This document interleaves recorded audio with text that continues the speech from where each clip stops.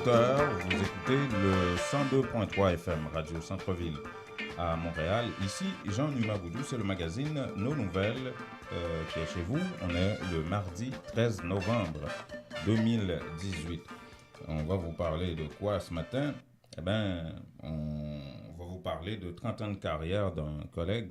Il s'agit de Raymond Laurent.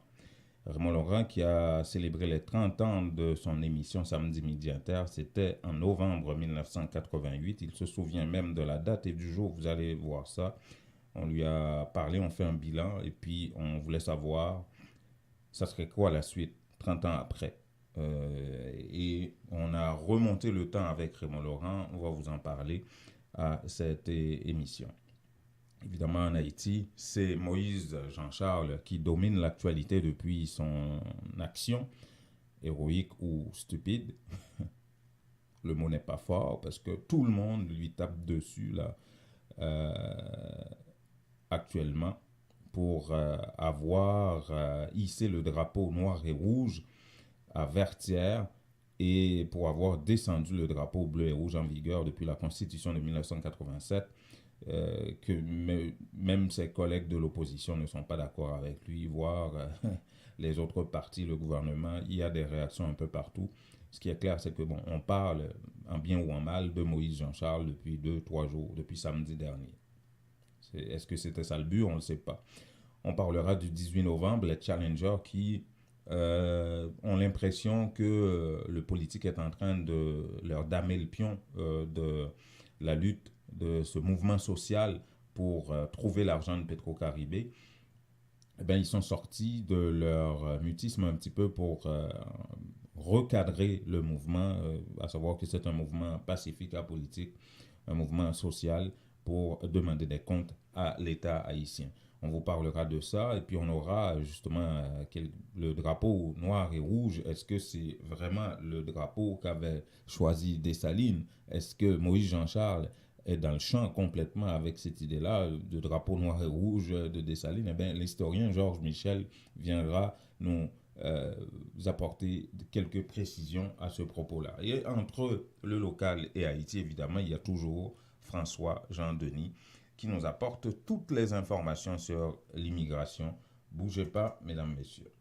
Pour dynamiser son image, rencontrer ses clients, les remercier de leur fidélité, leur offrir des cadeaux, manger, vider le verre de l'amitié, trinquer avec eux, fraterniser, discuter d'enjeux importants, Vision Max Service organise sa traditionnelle journée porte ouverte en ses bureaux 6 au 5365 Jean Talon Est, le samedi 15 décembre 2018 de 10h AM à 6h PM.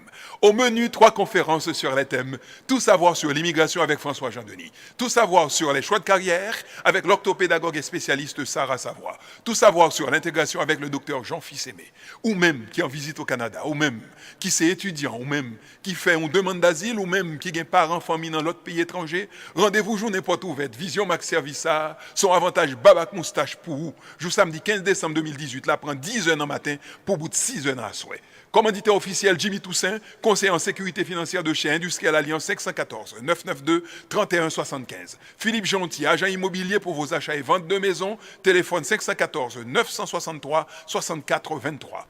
Maître Edwin Jean-Charles, notaire, pour vos testaments, médiation dans les conflits familiaux, achat et vente de maisons, 514 755 77 03. Madame Francelaine Cadet, de prêt auto la caille facile, pour vos besoins d'auto, de financement, d'établissement, de rétablissement de crédit, 514 353 68 52, poste 144. Et par Unitransfert, pour tous vos transferts d'argent vers Haïti. Vision Max Service, un label de qualité pour des services à la hauteur de vos attentes. 438 876 93 98. Voulez-vous devenir propriétaire? La mise de fonds nécessaire vous manque? Barcelona Capital finance la mise de fonds dont vous avez besoin pour l'achat d'une propriété. Appelez-les dès maintenant. 514-861-1888. 514-861-1888. Cessez de payer l'hypothèque d'un autre et devenez propriétaire. Aucune vérification de crédit avec Barcelona Capital.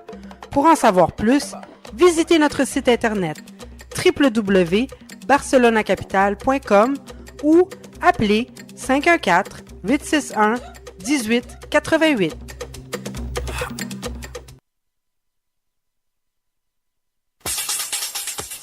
Ce reportage est une présentation de la Idéaltel, l'unique solution pour effectuer les top-up de la Natcom. Pour devenir un agent de la Idéaltel, appelez sans frais au 1-866-918-7622 ou idéaltel.com.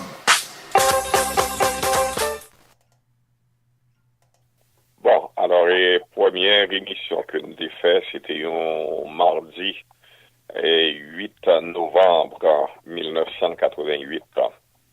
Et à l'époque, nous avons gagné seulement 30 minutes. Et pour l'histoire, il faut que dire que l'émission, les patrouilles, samedi midi inter à l'époque, c'était Haitian Show. Alors, le show haïtien, parce que comme nous connaissons que CKUT sont radio, Université McGill, et à l'époque, tu gagné deux langues, c'est l'anglaise et le français.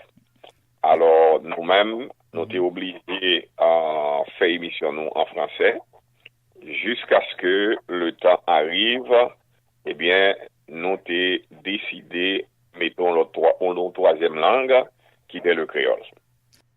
Voilà. Vous avez identifié la chaude voix de Raymond Laurent, 71 ans aujourd'hui. Hein? Vous n'auriez pas imaginé que Raymond Laurent a 71 ans, si vous l'entendez, là, avec sa voix qui ne tremblote pas, et qui réalise cette émission Samedi Midi Inter, qui s'appelle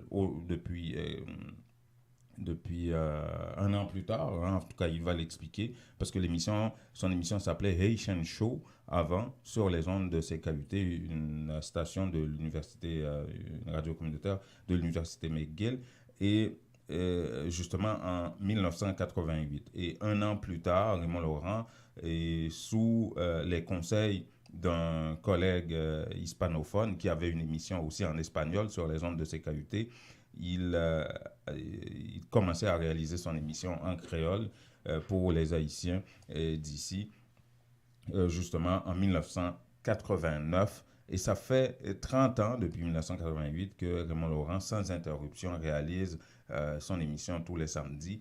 Et avant, c'était 30 minutes. Aujourd'hui, on parle de 2-3 heures d'émission. Long play-in, en tout cas, le samedi, où on peut écouter Raymond Laurent, ses invités, ses correspondants en Haïti. Il a eu énormément de correspondants, comme Venel Romarel, un ancien de Radio Soleil, et plein d'autres correspondants à travers le pays au Gonaïve. Il a traversé le temps en réalité. Et on a posé la question à Raymond pour savoir, mais 30 ans plus tard, il vient de célébrer les 30 ans de l'émission lors d'un gala samedi dernier qui était très couru. Il y avait énormément de monde. Vous pouviez voir ça sur les réseaux sociaux, sur Facebook et tout ça. Et on a posé la question à Raymond, à savoir, c'est quoi la suite? Est-ce qu'il compte s'arrêter bientôt ou maintenant? C'est pas qu'on veut qu'il s'arrête, là, ça n'a rien à voir, mais il fallait lui poser la question. Et voici la réponse de Raymond Laurent. Bon, ça, c'est grand architecte là seulement qui a dit, en fait, pendant combien de temps, et que m'a vu toujours. Mais cependant, moi-même, tant et aussi longtemps que bon Dieu prêtait ma vie, et m'a continué. Et il faut point dire que il y a une bagaille que nous sommes capables de souligner, c'est que même le Raymond Laurent, pas physiquement dans Montréal, et comme on connaît, et nous avons déjà rencontré en Floride, c'est le premier rencontre avec vous. Et à l'époque, on travaillé en fait pour un syndicat en Floride, et l'émission était toujours en onde. Moi, j'étais en Haïti pendant 2 ans, l'émission était toujours en onde. C'est 30 ans sans interruption, et cela grâce à mon équipe, beau temps, mauvais temps, mais qui était toujours en chair et en os dans le studio CKUT à Montréal. OK. En parlant d'équipe, combien de monde gagne avec vous? Bon, et est-ce que nous sommes capables de compter? Et nous avons un paquet de monde avec nous. Et mais malheureusement. Régulier, là, me plaisir. Bon, en fait, régulier, un monde qui en onde, nous gagnons un metteur en onde qui est là avec nous depuis plus de 25 ans. C'est Yves en Basile. Okay. Et nous gagnons Jean-Claude Charles, qui assistait Yves comme metteur en onde. Alors, faut point dire donc que, en fait, les une pas là, l'autre là, mais cependant, nous toujours gagné une consistance dans ça que nous avons fait, hein, et à l'intérieur de l'émission Samedi Midi Inter. Voilà, Raymond Laurent qui justement réalise cette émission depuis une trentaine d'années et qui, comme je vous le disais, glanait des informations un peu partout, notamment en Haïti avec des correspondants, notamment dans les villes de province, au Gonaïves, au Cap, dans le sud. Et jusqu'à présent, il a des correspondants un peu partout, pas dans toutes les provinces, mais quand même, il a des correspondants réguliers qui sont présents à son émission tous les samedis jusqu'à présent sur les ondes de CKUT. Et il parle aussi des États-Unis, des Haïtiens d'un peu partout à travers le monde et de l'actualité locale aussi des Haïtiens ici et à Montréal. Et à l'époque où il réalisait son émission, il y avait une réalité, c'était surtout par téléphone qu'il recevait ces informations-là. Aujourd'hui, on est à l'ère, depuis plus d'une dizaine d'années, à l'ère des réseaux sociaux. Alors, quel impact est-ce que les réseaux sociaux ont aujourd'hui sur un gars comme ça qui réalise depuis une trentaine d'années, alors que les réseaux sociaux n'existaient pas? Quel impact est-ce que les réseaux sociaux ont sur l'émission Samedi Midi Inter? Mais pour Raymond Laurent, il n'y en a pas plus que ça. Écoutons-le. Mon cher, il faut que moi dire que les réseaux sociaux, ils ne vont pas déranger nous tellement. Ils ont fait affaire par eux et nous-mêmes, nous avons fait affaire par nous. Nous avons des correspondants au Cap et grâce à HIT FM, qui c'est une radio qui est au Cap haïtien, nous gagnons dans Boucancari, dans le plateau central, et chaque samedi, nous live. Nous gagnons un correspondant et Jacques Mel, et donc capable de dire que c'est une collaboration permanente. Et actuellement là, nous gagnons un correspondant dans Grand'Osse, dans le sud. Alors, faut point dire que nous vraiment un peu partout et du côté d'Haïti. OK. Et Raymond, ou sont syndicalistes ou pas étudié en journalisme? Mais 30 ans de métier sur le tas ou un travailleur de la presse acharné, là? Bon, alors, faut point dire, et avant tout, et moi, c'est un ancien formateur syndical, et côté que m'te kon baïkou en communication et procédure et parlementaire, et le journaliste, c'est vrai, et me fait plusieurs années à la télévision, avant que me traverse dans la radio. Alors, m'te commencé à faire télévision avant que me faire radio, et après, me traverser dans la radio, avec Radio Centre-Ville, et en plus, nous venons tomber dans ces CKUT depuis 88. OK, combien de temps on fait Radio Centre-Ville? À peu près 5 ans. J'étais le responsable de l'équipe haïtienne de Radio Centre-Ville. Et pas rien nous pas fait. Nous étions sous comité accueil adhésion. Nous étions secrétaire exécutif de l'équipe. Nous étions sous comité de programmation. Et Mkado pas gagné, il y a un comité qui m'a pas passé dans la Radio Centre-Ville, j'en ai marre. Voilà, Raymond Laurent, syndicaliste de métier, journaliste depuis 30 ans à l'émission Samedi Midi Inter, qu'il réalise sur CKUT depuis 30 ans. Et samedi dernier, il réalisait son 30e gala de son émission. Gala qui était très couru. Il faut noter que samedi dernier, il y avait une note du Premier ministre Justin Trudeau adressée à Raymond Laurent, qui était lue par le député de Bourassa, Emmanuel Dubourg, justement pour féliciter Raymond Laurent pour son assiduité, notamment à la barre de cette émission depuis une trentaine d'années. Il y a le député de Bourassa, Emmanuel Dubourg, d'origine haïtienne, qui a prononcé une allocation aux communes également pour souligner les 30 ans de carrière de Raymond Laurent à la barre de Samedi Midi Inter. Voilà. Et vous aurez un résumé, en tout cas un article qui va aller en profondeur sur la carrière de Raymond Laurent sur le site de Intexto, intexto.ca aujourd'hui. Bonjour François. Comment allez-vous? Eh ben, ça va, les gens n'ont pas entendu ton bonjour, en fait, parce que tu étais Ah, monsieur Audi, bonjour. C'est vraiment rebonjour, c'est ça. bonjour. C'est la chose la plus gratuite au monde. Bonjour. Oui, le sourire aussi, c'est gratuit. C'est plus que gratuit, le Oui, sourire. c'est ça. Bon, ça va bien? Ben, on essaye, on tient, voilà. Oui, la neige officiellement est arrivée. Oh C'est là là, mieux. j'ai eu la surprise de ma semaine, là, ce matin. Ah, sinon, vous n'avez pas encore changé les pneus d'hiver. Oh, ben, comme si tu savais. Oui, c'est les retardataires de toujours. C'est pas une question de retardataire, on a jusqu'au 15 novembre. Hein? C'est la 1er loi. décembre, 1er décembre ou 15 novembre? Je me souviens pas. Ben, mais je 1er, crois dé- que c'est le 15 novembre. 1er décembre, je pense qu'on a un projet qui demande que cela se fasse avant le 1er décembre. Mais en tout cas, Ouais, mais actuellement, parce c'est le que, 15 novembre, je crois. oui, ok. Alors, on va avec les nouvelles. Oui. Ce matin, il y a un article qui est sorti sur Radio-Canada pour essayer d'attirer l'attention des gens sur...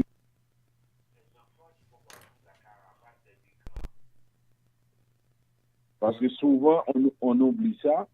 On pense que ce sont des adultes qui se déplacent. Et pourtant, il y a beaucoup d'enfants qui se déplacent avec leurs parents.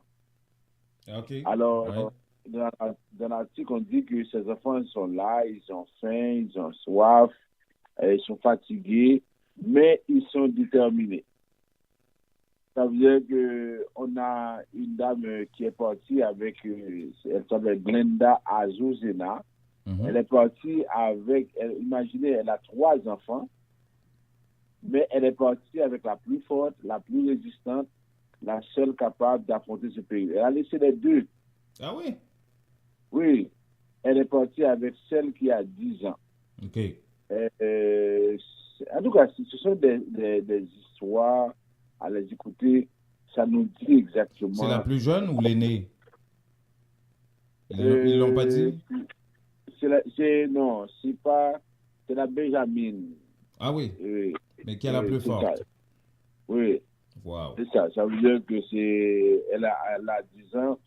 Et là, maintenant, on se retrouve avec la situation pour voir comment, de plus en plus, des enfants qui ont laissé l'école, ça veut dire des enfants qui accompagnent, qui vivent ces drames-là. Mhm.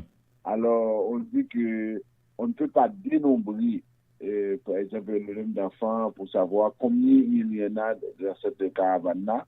Mais cependant, on dit que ça nous donne une autre idée de la misère dans le monde. Mhm. Ça nous donne une autre idée pour savoir combien des enfants qui sont obligés d'accompagner leurs parents dans des situations comme ça. On les montre, ils sont dans des bus, des fois ils sont sur le dos des parents, ils sont là, ils ne comprennent pas, ils suivent, ils observent, mais ils savent que si leurs parents ont pris ce chemin-là, Mhm. ça veut dire qu'il y a une raison fondamentale. Et imaginez que ces enfants-là, dans 10 ans, dans 15 ans, quand ils vont revivre ce pays-là, ce sont des scènes, des situations qui peuvent créer, je dirais, des séquelles, qui peuvent entraîner des problèmes jusqu'à la fin. Ça veut Mhm. dire que là, surtout si ces enfants-là, arrivés au niveau de la frontière, n'arriveront pas à pénétrer aux États-Unis, Mhm. tout ce que cela peut provoquer comme désespoir, comme problème au niveau de la vie de ces enfants. Ouais, ouais, ouais. Alors, on voulait montrer un autre visage de la caravane. Maintenant, autre nouvelle, on apprend que des étudiants du cégep de Sainte-Foy sont suspendus pour des propos islamophobes. Ça, c'est à Québec, ça. À Québec, oui. Le cégep de Sainte-Foy dit OK. qu'il y a une vidéo embarrassante qui est partagée sur les médias sociaux et montrant les membres de l'équipe féminine de basketball critiquant les immigrants et les musulmans OK? Ça veut dire que on a suspendu la vidéo. Donc, François, après l'attaque contre la mosquée de Québec, on pensait qu'on avait appris quelque chose, mais non? Non, on a encore rien appris. Ça veut dire Voilà. qu'on les a suspendus parce que ils disent qu'ils parlent des musulmans et des immigrants de n'importe quelle façon. C'est comme aujourd'hui, généralement, il y a un article où quelqu'un raconte, il a été condamné, comment il a tué des Noirs et des homosexuels. Eh ben voilà. Ça veut dire que c'est... Voilà, mais tu sais, moi je comprends pas, François. Et pourtant, les Québécois n'aiment pas qu'on parle de ça. Qu'on dise qu'il y a des racistes ici. Je comprends pas. C'est le déni complètement. Ça dérange le déni. Le problème, c'est pas le fait que le racisme existe, mais c'est le fait que le Québec vit une espèce de déni par rapport à ça. Ça, c'est grave. Oui. Alors, par la suite, là, ils ont dit que c'était une blague. Mais comment vous pouvez faire une blague en critiquant des musulmans, en critiquant des immigrants? Pourquoi vous ne faites pas une blague sur la Poutine? Pourquoi vous ne faites pas une blague sur la ville? Pourquoi vous êtes obligé de faire une blague sur des gens qui arrivent ici, qui sont en train de se débrouiller pour se forger un avenir? Vous faites une blague. Ils disent que c'est une blague. C'est pas croyable. Qu'est-ce que tu veux? On dit que ça reste, c'est venu vraiment de façon, je dirais, anormale. Ce serait, en janvier 2017, on a vu ce qui s'est passé à Québec, où pratiquement un homme a abattu 6 hommes musulmans dans une mosquée. Ouais. Et là, par exemple, vous voyez des étudiants, des gens qui devraient être à un niveau bien déterminé, qui devraient comprendre mieux les choses. Maintenant, vous avez une équipe de basketball dans un cégep, presque à l'université. Ces gens-là qui font des critiques, qui critiquent des musulmans, des immigrants. Alors là, on dit que trop sont des trop. On ne peut pas accepter pareilles choses. Ouais. Okay? En même temps, par rapport à des propos contre les immigrants, la semaine dernière aussi, le fédéral a présenté des excuses à l'égard du bateau de Saint-Louis, des passagers du MS Saint-Louis qui fuyaient la persécution en 1939. Et là... On ne parle pas de 1800, là, 1939. Oui. Et le Canada avait réagi un peu comme Donald Trump. Ouais. On avait refusé, on avait empêché... de porter assistance à des gens en danger. Oui. Alors maintenant, le Canada a présenté ses excuses en disant que, aujourd'hui, le Canada s'est engagé à respecter les principes des droits humains, de la non-discrimination, de la protection des réfugiés. Le Canada qui est signataire de la Convention des Nations Unies sur les réfugiés de 1951. OK? Alors, il renouvelle son engagement d'offrir l'asile à ceux et celles qui se présentent à ses portes à la recherche de la protection, qu'ils arrivent par avion, par bateau ou à pied. Alors, vous voyez qu'ils arrivent par avion, par bateau ou à pied. Alors là, c'est le cas actuellement à la frontière. Il y en a qui arrivent à pied. Hein. Oui, c'est ça.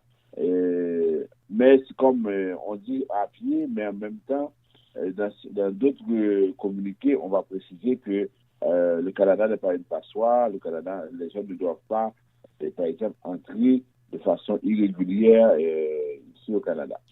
Alors, c'est normal. Oui, c'est des excuses que le fédéral a présentées par rapport à ça, et ça rejoint un peu les propos des étudiants qui critiquaient les immigrants, les islamophones, tout ça. Bon, alors, pour terminer, on a un article aussi qui est sorti dans le journal Le Devoir qui parle des personnes, des immigrants francophones, plus d'1 million. Plus de 1 million, ils sont dans des situations actuellement assez précaires.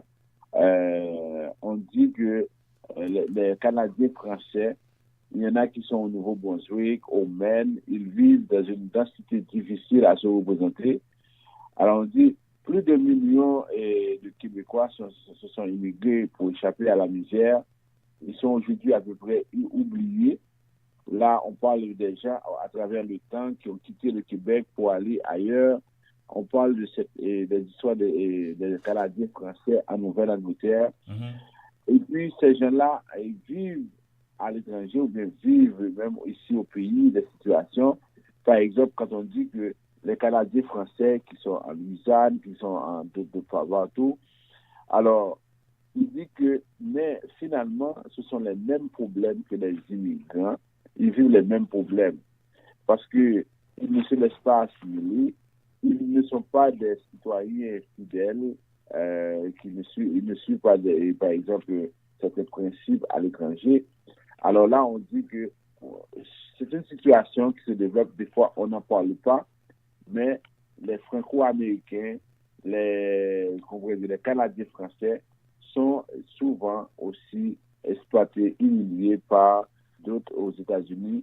Alors, on dit que ce sont des gens, aujourd'hui, on parle des musulmans, on critique les musulmans, mais pendant ce temps, on voit que ces gens-là aussi qui ont quitté, qui ont fui le Québec et qui ont été ailleurs aux États-Unis, ces gens-là vivent une situation difficile parce qu'ils ne se sont jamais laissés assimiler par les autres cultures. Et là, ils vivent encore en vasto, où ils vivent de façon isolée parce qu'ils ne se sentent pas trop bien. Mais comment est-ce qu'ils vont se laisser assimiler si dans la structure sociétale, on essaye de créer des bantoustans pour ces gens-là. Écoutez, qui se ressemble? Ça semble. Les immigrants vivent beaucoup de discrimination en emploi. Ils n'arrivent pas à travailler, ils se débrouillent comme ils peuvent. Ils se rassemblent entre eux et au final, ça crée des quartiers où on retrouve uniquement une communauté en particulier. Et ce qui fait qu'aujourd'hui, on retrouve des quartiers chinois, des quartiers haïtiens, des quartiers italiens, des quartiers ci, des quartiers ça. Oui, tout à fait. C'est comme ça. Est-ce qu'on encourage l'assimilation aussi, là? Oui, mais apparemment, ces gens-là qui arrivent aux États-Unis, ils refusent de parler ou de fonctionner en anglais. Ils veulent parler seulement en français. Alors, quand vous vous retrouvez, par exemple, dans un pays à majorité anglophone, et vous choisissez de parler seulement en français, c'est sûr que vous allez être isolé. Ah, c'est clair. Parce que, même lorsqu'on encourage l'immigration francophone ailleurs au Canada, mais cependant, les gens qui vont là-bas pour parler français doivent aussi avoir un bon niveau en anglais. Ben oui. Parce que vous êtes dans un contexte anglophone. Oui, la logique canadienne, ça serait d'encourager, de favoriser le bilinguisme à travers le Canada et ne pas concentrer ça uniquement au Québec ou au Nouveau-Brunswick. Oui, mais pendant ce temps d'encourager le bilinguisme, il faudrait également qu'il y ait des services en français. Ça veut dire que oui, absolument. Je peux aller en Alberta comme francophone, mais je n'ai pas l'occasion, je n'ai pas la possibilité de parler. Je peux parler français avec quelques personnes ici et là, etc. Mais au fond, les services restent et demeurent en anglais. Et à ce moment-là, ça ne change pas grand-chose. Il faudrait, par exemple, que dans les autres provinces, qu'on ait la possibilité de pouvoir trouver des services et qu'on embauche ces gens-là pour avoir les services. Parce que si vous avez des francophones dans les provinces, et pendant ce temps, ces francophones-là, ils sont là, mais il n'y a pas vraiment de structure pour pouvoir les accueillir, il n'y a pas de service qui soit offert en français, ça ne change pas grand-chose. Et c'est ça qu'on dit, par exemple, pour ces Canadiens français qui sont arrivés aux États-Unis. Alors, aux États-Unis, on n'a pas le français comme langue officielle. OK? Alors, ça veut dire que lorsque ces gens-là arrivent, ils peuvent parler français entre eux, mais cependant, ils n'ont pas les services adéquats. En Louisiane, je ne sais pas si le français est la deuxième langue. Comme en Floride, vous avez l'espagnol. Mais le français reste une langue assez importante en Louisiane. Oui, dans une certaine mesure, le créole aussi. Oui, je parlais dernièrement à des latinos en Floride. Ils ont dit que l'espagnol n'est pas la deuxième langue. L'espagnol est la première langue. Mhm. Oui, Oh, alors, ouais. oui, tout à fait. Enfin, Ah, merci beaucoup François. Et on a beaucoup à dire sur Haïti avec ton ami Moïse Jean-Charles. Ah, je vais lui demander de venir ici pour te donner une entrevue. C'est ça, Et génial. j'espère que tu vas lui poser des questions en français avec, sur la question du drapeau. Bon, bonne chance avec ça, hein. C'est ça. Salut François. François Salut. qui dirige la ferme Vision Max Service, qui se moque un peu de Moïse. Jean-Charles, évidemment, pas Jovenel. Enfin, bref. François dirige la ferme Vision Max Service, spécialisée en immigration depuis une quinzaine d'années. Vous pouvez voir ses coordonnées à l'écran sur Facebook si jamais vous avez des questions pour lui. Merci beaucoup, François. À demain. À demain. Voulez-vous devenir propriétaire? La mise de fonds nécessaire vous manque? Barcelona Capital finance la mise de fonds dont vous avez besoin pour l'achat d'une propriété. Appelez-les dès maintenant. 514-861-1888. 514-861-1888. Cessez de payer l'hypothèque d'un autre et devenez propriétaire. Aucune vérification de crédit avec Barcelona Capital. Pour en savoir plus, visitez notre site internet www.barcelonacapital.com ou appelez 514-861-1888. Christin Automobile, spécialiste de Chevrolet Buick GMC depuis 60 ans, situé à Pointe-aux-Trembles, au 12011 Sherbrooke-Est, vous offre 0% d'intérêt sur les modèles de 2018 jusqu'au 31 août. De petits modèles de camions, neuves d'occasion de toutes les autres marques. Appelez Event Suivant directement au 438-501-6889 ou au bureau 514-640-1050. Avec Event Suivant chez Christin Automobile, c'est satisfaction garantie. Appelez-le 514-640-1050 pour bénéficier de 0% d'intérêt sur tous les modèles de 2018. Certaines conditions s'appliquent. Vous avez besoin d'avancer dans votre carrière, mais il vous manque votre secondaire 5? En 5 ou 10 semaines seulement, vous pourriez l'avoir avec le centre Jean-Paul Lemay. C'est sérieux? C'est tout bon, oui? Ce n'est pas une blague. Un seul numéro, 514-326-6868. Appelez pour vous inscrire afin d'obtenir votre attestation d'équivalence de 5e secondaire en 5 ou 10 semaines seulement.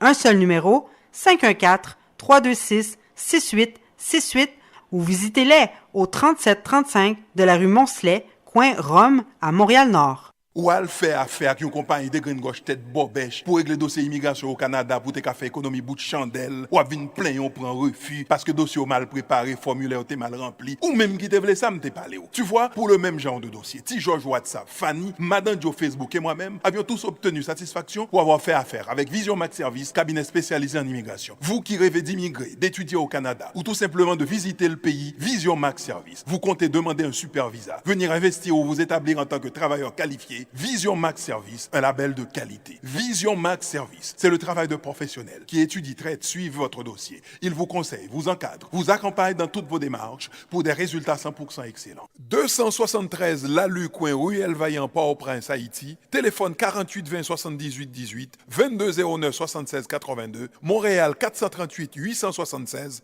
93 98. Les meilleurs produits pour la beauté de la peau se trouvent à Essence de Beauté. Aux quatre coins du monde, les produits Essence de Beauté vous rendront inévitablement splendide. Pour les acnés, peau sensible, peau sèche, peau grasse, Essence de Beauté. Avec les produits nettoyants, hydratants, revitalisants de Essence de Beauté, une visite s'impose aujourd'hui même au Petit Royaume de la Beauté, 72 34 rue Saint-Hubert, au coin de Jean Talon à Montréal, ou encore composez le 514 273 56 66, New York, au 182 17 Jamaica Avenue, 718 454 14 36. Vous dormez mal la nuit? Votre matelas vous donne des maux de dos? Eh bien, la Maison du matelas Confort Plus a le somnifère pour vous. En plus des matelas confortables, vous trouverez chez Confort Plus tous les électroménagers à des prix d'entrepôt. 3 adresses pour vous servir. 5600 Henri Bourassa Est, local 34, téléphone 514 315 46 48 au 6425 Boulevard Léger à Montréal-Nord, téléphone 514 321 53 98 et au 2940 rue Remembérance à La Chine, téléphone 514 658 93. Votre confort est à la Maison du matelas.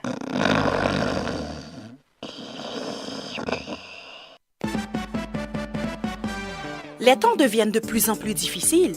Dès que possible, vous devez économiser pour de meilleurs lendemains. Unitransfert vous présente la solution Direct Transfert pour les raisons suivantes. Vous êtes certain que votre argent est déposé directement à la Unibank sans passer par des inconnus. Les bénéficiaires ont accès à leurs fonds rapido presto aux succursales de la Unibank, plus grande banque commerciale établie partout en Haïti. Vous recevez une prime, un bonus. Ne les gardez pas avec vous. Pour ne pas tout dépenser, économisez un peu. Faites un direct transfert sur votre compte à la Unibank. Lorsque vous voyagez en Haïti, votre argent vous attendra sans embâche. Donc, beaucoup moins de casse-tête.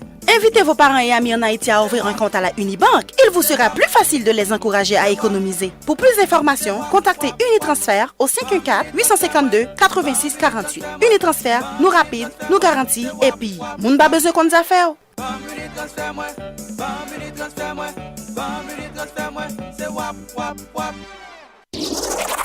La direction générale de Radio Centre-Ville et du Centre interculturel L'Auditoire est fière d'annoncer au public en général et aux auditeurs en particulier que dorénavant, le dernier samedi du mois de mars est retenu pour le gala annuel du 102.3 FM.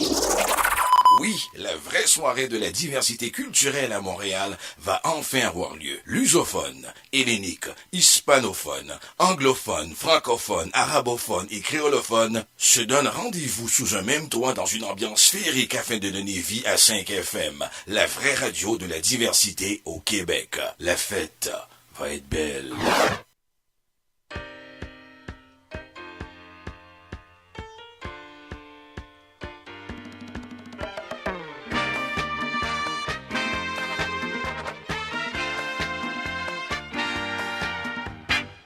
Drapeau noir et rouge, c'est drapeau colon blanc, oui, c'est un drapeau qui a depuis tout le temps la colonie. C'est drapeau qui était nous pour combattre Savannah. Dessalines décidé l'observer en 1805. Le drapeau était créé à Caïa à partir du bleu, blanc, rouge français, c'était bleu et rouge. Historiquement, il faut remettre les choses à leur place. De toute façon, son gros radier, ce qui fait là. Un acte de brigandage que je dis. Voilà, ça c'est l'historien haïtien Georges Michel, docteur en médecine, mais historien également. Très connu en Haïti, qui vient de rétablir les faits historiques par rapport au drapeau.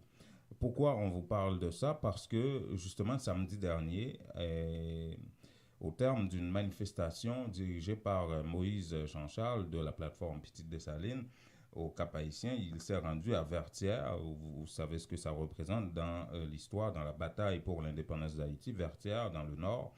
Et il a descendu le drapeau bleu et rouge consacré par la Constitution de 1987 par le peuple haïtien dans son entier. Et il a descendu ce drapeau-là et a hissé le drapeau noir et rouge qui est le drapeau de sa plateforme, le drapeau qu'il associe à Jean-Jacques Dessalines. Il dit qu'il est un fils légitime de Dessalines, donc le drapeau de Dessalines c'est noir et rouge. Or, l'historien Georges Michel vient de rappeler que non, ça c'était le drapeau des colons. Donc Jean-Charles Moïse adopterait aujourd'hui le drapeau des colons qu'il est en train de combattre aujourd'hui, sans savoir que historiquement, Jean-Jacques Dessalines en fait avait adopté la couleur bleu et rouge. Et noir et rouge, c'est aussi le drapeau qu'avait adopté François Duvalier pendant sa dictature, près de 30 ans, noir et rouge. Donc, il y a ça. Et justement, Jean-Charles Moïse a posé cet acte-là alors que, justement, le délégué départemental du Nord, qui représente le président, le gouvernement, il s'agit de Antonio Jules, était bel et bien au courant de ce que Jean-Charles Moïse se préparait à faire. Et il l'a fait en présence de la police et de tout le monde sans que la police ait pu réagir. Aujourd'hui, il y a plein de réactions, que ce soit de la part des partis politiques, des historiens, des membres de la société civile, des organisations de défense des droits de l'homme. Beaucoup de réactions. Et malgré tout, Jean-Charles Moïse, juste avant de vous présenter les réactions, Jean-Charles Moïse tient mordicus par rapport à son action. Il était en entrevue sur les ondes de Vision de Milliard Matin avec Marie-Lucie Bonhomme. Ça qui est important, c'est que action opposée. Comment on comprend, comme candidat à la présidence, un bagage comme ça qui est inscrit dans l'article 2, article 3 Constitution et pour pas respecter l'article qui dit clairement couleur de drapeau paysan c'est bleu et rouge. Constitution parlait l'école gratis dans le pays. Est-ce que l'école gratis, oui? Constitution définit comment pour le Premier ministre entrer en fonction. Constitution dit, mais rôle parlementaire. Est-ce que je dis, moun sa yo respecte la Constitution, pas quoi ça. Nous posons action politique, qui vont porter politique des dollars. Social, nous voyons le secteur économique pour nous dire, premier. Est-ce que un tel acte ou t'es discuté avec le conseil yo? C'est pas aujourd'hui, il est ça là. On va calculer. Ambassadeur comprendre action posée là, c'est fini pour le système, non? Tout le monde d'accord à voir le système n'est pas bon. On dit Moïse Jean-Charles, président de la République. Bon groupe individu qui a fait ça. Qui sont fait? Aussi certains ont l'État, un gouvernement qui va être pour, qui entre dans la production nationale, qui ouvre crédit pour tout le monde, qui crée travail, qui respecte les droits ouvriers. Vous pensez que le monde a osé à faire ça, c'est pas ce qu'on fait, et vous passez dans la cachette, non, ou annoncer 2 semaines avant. Moïse Jean-Charles, président de la République, un groupe individu, descend drapeau, mettre drapeau parle. Qui ça Moïse Jean-Charles a fait? C'est une forme de révocation symbolique que nous avons Jovenel Moïse. Voilà, Moïse Jean-Charles qui, sur les ondes de Radio Vision 2000 hier, disait que si lui, il était à la place de Jovenel Moïse, personne n'aurait osé faire ça. On lui a posé la question de savoir si, par exemple, s'il était président de la République et que Michel Martelly avait fait ça. Et il a dit clairement qu'il emmènerait Michel Martelly directement en prison. Or, Moïse Jean-Charles circule encore librement, sans être inquiété. D'ailleurs, il l'a fait au vu et au su. Il y a des vidéos qu'il a partagées, qu'il a envoyées aux médias, d'ailleurs, de son action et tout ça. Et Antonio Jules, le représentant du gouvernement dans le Nord, dit qu'il était au courant, et bel et bien au courant, plusieurs jours à l'avance, que Jean-Charles Moïse allait faire cette action. Écoutons sa réaction. Ça devient grave, très grave. Nous sommes au courant que ça t'a pas arrivé. D'ailleurs, nous te dit que ça va le faire. Automatiquement, moi, c'est ensemble avec le ministre intérieur, moi, relais directeur police là pour me dire que mais ça va arriver, pas quitter le rivé parce que il n'est pas bon pour la nation. C'était grave, ça a été. Moi-même, ensemble avec le chauffeur, nous à Liberté, nous retirer le drapeau. Le drapeau là dans la machine, moi retirer le drapeau même jour. Tout de suite après ça, la fin position. Qui explication, au moins, la police en département du Nord là, t'es bail qui fait au pas sur place, c'est pour assurer sécurité à présent grand nombre pour éviter que ça fait. C'est lui-même qui a dit il était son monde qui compte à la fait, qui a une raison qui n'a pas le fait. La police pas devait répondre tout de suite à provocation parce que sans provocation. Bien sûr. Mais ça qui est important, c'est ça me fait après. Moi retirer le drapeau, moi quitter le gré Tommy sur ma non-vertière. Mais au fait, si Moïse Jean-Charles t'a voulu récidiver, nous va gagner qu'un moyen vraiment pour n'empêcher. C'est la mettre de drapeau nous-mêmes n'a retirer. Chaque monde a un rôle, chaque monde a une partition par eux pour jouer. Population aussi prend note. D'ailleurs, monde dans notre prend ça très grave. Nous sommes même Moïse Jean-Charles par 86 avec toute équipe qui était demandé pour retirer noir et rouge pour mettre bleu rouge. Je tourne jeudi à noir 2018 qui m'a demandé pour retirer bleu rouge pour mettre noir et rouge. Est-ce que c'est pas un problème mental? Et Madame Bonhomme, après le 18 novembre au Cap, a grand pile plaisir, a grand pile sécurité et me promet tout. Yon wash pas brouillé, yon épingle pas piqué personne dans le 18 novembre et n'a fait sûr que le 18 novembre ça, il passe plus bien que tout 18 novembre qui compte passer déjà. Antonio Jules, ou prend un gros engagement là? Madame Bonhomme, Antonio Jules l'invite dans le 18 novembre. Maintenant. Il faudrait rappeler à M. Jules que la parole ne vaut qu'un sou. C'est pour ça peut-être qu'il parle comme ça, puisqu'il était là, il était au courant que Moïse Jean-Charles allait le faire, et au vu et au su de lui-même et de la police qui était présente, et il n'a rien fait. Maintenant, il est en train de... Ah là là là, je vous invite, il y aura ci, il y aura ça. La parole ne vaut qu'un sou. Il fallait poser des actions au moment où Moïse Jean-Charles faisait ça. C'était ça le plus important. Et bon, bref, maintenant, tout le monde est en train de réagir. Tout le monde est en train de condamner ce qu'a fait Moïse Jean-Charles. Mais de toute façon, il l'a fait. Et même la présidence. On a entendu M. Jules, Antonio Jules, délégué, qui représente le gouvernement. Est-ce qu'il avait informé le gouvernement central de ce dont il était au courant qui allait se passer? Est-ce qu'il l'a fait? Et quelles ont été les directives qui lui auraient été données? On ne le sait pas. Autant de questions. Et même jusqu'au niveau de la présidence, on est en train de se plaindre et de dénoncer, comme l'a dit Marie-Lucie Bonhomme. Moïse Jean-Charles va s'amuser à mettre des drapeaux noirs et rouges, ils vont s'amuser à les enlever et remettre des drapeaux bleus et rouges. Ça va être un jeu de chat et de souris avec bleu et rouge, noir et rouge. Quel drapeau est-ce qu'on adopte alors que la Constitution de 1987 consacre bien le drapeau bleu et rouge comme drapeau national qui représente tous les Haïtiens, qu'il s'agisse de Moïse Jean-Charles ou peu importe. Là. Okay? Écoutons maintenant Patrick Crispin, conseiller politique de Jovenel Moïse dans la réaction de la présidence. Administration Moïse Séan condamné AXA qui posé par leader Peter Dessalines, Jean-Charles Moïse, qui induit le peuple en erreur. Et n'a rappelé que la loi prévoit qui s'est capable de faire dans CASA que l'autorité judiciaire assume les responsabilités. Et d'ailleurs, Moïse Jean-Charles lui-même, Jean-Charles Moïse, dans le micro, il y a un confrère, il dit, il a posé la question, si lui-même était président de la République et que l'ancien président Joseph Michel Martelly a fait même AXA que le fait, qui ça a comme réponse lui-même? Eh bien, Moïse Jean-Charles te répond dans le micro journaliste pour dire, c'est pénitencier tête droite. Voilà. Autre réaction, cette fois, des parlementaires, que ce soit ceux de l'opposition ou proches du pouvoir, personne n'est d'accord avec Moïse Jean-Charles. Voici Luxon Saint-Ville.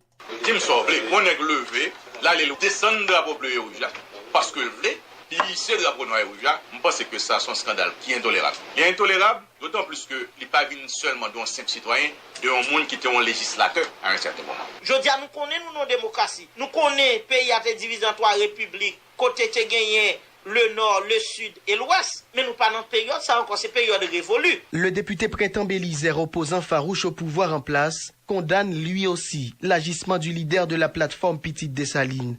Cependant, l'élu de la 3e circonscription de Port-au-Prince dénonce une certaine hypocrisie dans cette affaire, se référant aux événements politiques de 2003 et 2004. L'ensemble des voix qu'a levé aujourd'hui, m'a demandé est-ce que voix ça au pat là en l'an 2003 pendant que moun qui était dans le mouvement GNBC te débarqué vêtier ou te descend drapeau bleu rouge là. Pas jamais dans aucun monde dit rien. Est-ce que l'ensemble des voix ça au pat là 1er janvier 2004 pendant que nous avons célébré le centenaire de l'indépendance pays, côté que nous ensemble, des gens qui prennent la rue, puis ils dit pas fêter le centenaire pays à Jean-Bertrand Aristide, mais ils là pour obéir à ancien colonial qui c'est français. Est-ce que l'ensemble des gens qui sont là tout, le 7 février 2001, le président Jean-Bertrand Aristide a prêté serment, côté que ils prend Gérard Goug, puis ils ont installé comme président parallèle. Son collègue de l'Arcaille, Pierre Féquier-Julien, lui aussi dénonce cette même hypocrisie, mais porte le débat sur un autre angle. Est-ce que le drapeau, symboliquement, c'est seul élément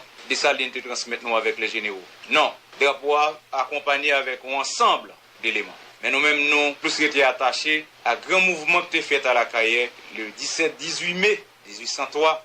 Les acquis que nous gagnons, ce pas seulement le drapeau. Les citoyens ont réagi avec émotion et ils ont réagi parce qu'ils font partie d'un groupe de droite ou de gauche. Est-ce que Moïse ou pas avec Moïse? Moïse, son leader politique, il pose un acte politique qu'il doit assumer lui-même. C'est un acte politique calculé, une vraie provocation, déclarent pour leur part Baudelaire Noël-Saint et Antonio Vériquin. Pour les députés de Desdunes et de Gressier, on assiste à présent à la disparition même de l'État. Action sénateur Moïse, pour moi-même, bien inscrit dans une logique, double crise nous gagnons à travers ce pays. Crise de société et crise d'État. Comme gros communicateur, comme gros politicien, je suis tenté comme ça pour éclipser l'autre monde qui gagne un mouvement à mettre. Gagner de leaders, particulièrement dans le pays nous Haïti, à chaque fois que vous sentez que vous en phase de disparition, vous toujours à chercher à créer des événements pour attirer attention moun sur eux-mêmes. Alors, quelle position devraient adopter les autorités face à cet acte? Quelles sont les sanctions qui doivent en découler? À ce niveau, les opinions divergent, les parlementaires nuancent, à chacun ses explications spécifiques. Faut la loi t'a appliqué contre une telle situation qui paraît une situation. Ça veut dire qui ça? Est-ce qu'il y a arrivé jusqu'à l'arrestation, sénateur? Depuis, c'est ça la loi prévoit, c'est ça que vous faites. Si action ça, n'importe quel monde a fait, l'État, chef d'État, c'est un pays national, on n'a pas même besoin de lui-même, lui tendre la police, arrêter le la justice, inviter par devant un tribunal, il a supposé mener tête lui pénitentiaire parce que c'est un crime de haute trahison que nous avons traité lui, parce que pareil acte pas capable et pas d'autorité impunie. Moi-même, je me demande pour arrêter Moïse Jean-Charles Kounia. Parce que dans le moment où il est là, si Moïse Jean-Charles arrêté, laisse ça, malgré ça, le fait à son acte malhonnête, mais on peut avoir des gens qui ne pas comprendre ça créer les pays, qui peuvent tout mettre ensemble avec lui, et puis pour créer une situation aggravante. Voilà. On a fait le tour des réactions. On ne fait que ça. Après l'action de Moïse Jean-Charles, il l'a dit clairement que lui, à la place de Jovenel Moïse, il arrêterait la personne qui ferait ça. Mais lui, il n'est toujours même pas inquiété. Imaginez. Ouh, quel Haïti. Bon, parlons d'un autre sujet avant de terminer la portion haïtienne de ce magazine. C'est la manifestation du 18 novembre. Il y a une autre manifestation à la manière du 17 octobre qui pend au nez du gouvernement de Jean-Henri Séan. Il appréhendait ça depuis la semaine dernière et a appelé la police à justement prendre des mesures en ce sens. Il y a aussi le fait que les challengers aujourd'hui ont l'impression que justement le politique est en train de récupérer ce mouvement social, ce mouvement citoyen entre leurs mains. Et étant donné que le politique s'implique là-dedans, ça s'accompagne de violence, de l'obéi, comme on dit en chinois chez nous. Et les challengers disent non, il faut recadrer cette affaire-là, il faut recentrer, réexpliquer le sens de ce mouvement-là. Pour nous, c'est un mouvement non violent, un mouvement social, un mouvement citoyen, avec une question, à savoir où est l'argent de Petro-Caribé. En passant, le commissaire du gouvernement de Port-au-Prince, Ockman Klamé-Dameus, vient de demander à toutes les banques de la place de surseoir sur toute transaction, disons, avec au moins 36 entreprises qui ont eu à traiter avec l'État dans le cadre de Petro-Caribé jusqu'à nouvel ordre. 36 entreprises haïtiennes. Voici Vanessa Léger sur la réaction des challengers. Nous sommes tous d'accord que le système n'est pourri, nous sommes tous d'accord que la corruption a gangréné la société, mais nous toujours fait chercher des solutions cosmétiques et nous tous, on est en pile fois d'essayer de gouvernement ou bien d'essayer de président monter, des sénateurs de dismonter, nous connaissons qu'il y a faute dans l'élection. C'est comme si la corruption rentre dans le mode de vie, nous-mêmes, nous partis challenger. Je dis, on peut tout challenger par conséquent ça. C'est qu'on fait une bataille. 18 novembre, on sera dans les rues. C'est pour mener la bataille contre la corruption. Si certains doutent de la présence des pétro-challengers dans la rue le 18 novembre prochain, Stéphane Michel explique qu'ils ont déjà signé le calendrier du parcours d'une marche pacifique. On a sorti de viaduc, on a monté sur route Delma, on a viré dans Delma 60, on a descendu route Bourdon, on a passé par la rue, on a viré sur Ouikapois pour aboutir à place de Constitution. Nous avons rempli formalité la police pour nous assumer parcours ça. Ashley Larac déplore que des membres de l'opposition tentent de dévier l'objectif du Petro Challenge. Il invite la population à bien choisir son camp afin de faire le contrepoids face à ceux qui ne jurent que par la violence. Il n'est pas question que nous reculions devant les politiques qui essaient de manipuler notre mouvement. Nous savons et nous assumons le risque, mais nous voulons faire passer notre message. Et le message est que tous les dimanches, challengers gagnent les rues jusqu'à ce qu'il y ait un procès issu à partir d'un texte sérieusement mené pour aboutir à une explication qu'on devrait donner et à la sanction des coupables des détournements ou du gaspillage des fonds Petro-Caribé. Pour dynamiser son image, rencontrer ses clients, les remercier de leur fidélité, leur offrir des cadeaux, manger, vider le verre de l'amitié, trinquer avec eux, fraterniser, discuter d'enjeux importants, Vision Max Service organise sa traditionnelle journée porte ouverte en ses bureaux 6 au 5365 Jean Talon Est, le samedi 15 décembre 2018 de 10h AM à 6h PM.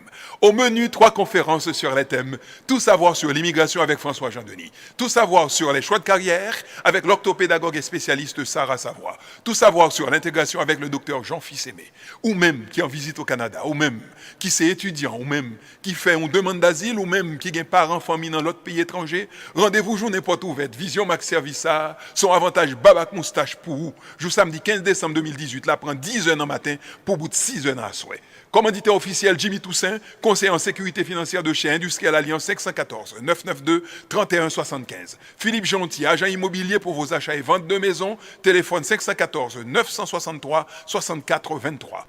Maître Edwin Jean-Charles, notaire, pour vos testaments, médiation dans les conflits familiaux, achats et ventes de maisons, 514 755 77 03. Madame Francelaine Cadet, de prêt auto la caille facile, pour vos besoins d'auto, de financement, d'établissement, de rétablissement de crédit, 514 353 68 52, poste 144.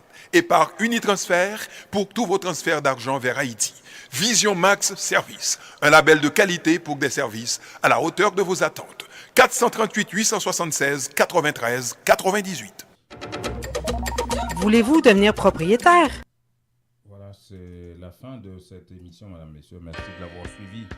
Ici Jean-Nimar Boudou. Oui, Jean-Charles, qu'est-ce qu'on en fait? On l'arrête ou pas? Bonne question.